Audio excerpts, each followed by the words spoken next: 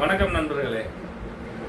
இன்றைய காலகட்டத்தில் தேர்தல்னாவே வசதி படுத்தவர்களுக்கும் பணக்காரர்களும் மட்டும் போட்டி போடக்கூடிய களமாயிடுச்சு இந்த தேர்தல் களம்.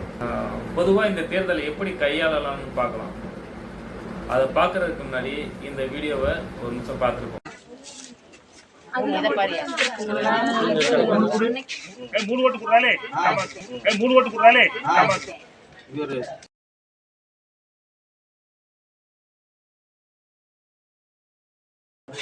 பார்த்துட்டீங்களா?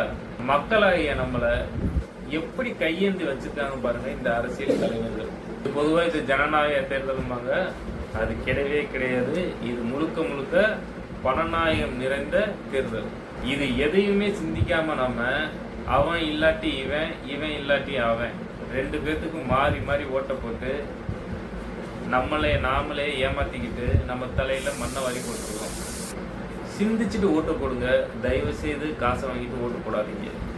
அவன் பண்ண போற தப்புக்கு நீங்களே ஒரு அடித்தளம் அமைச்சு கொடுக்காதீங்க. காசு கொடுக்குறான்னா கொள்ளையடிக்க போறான்னு அர்த்தம். மக்களை சிந்திச்சு செயல்படுங்க.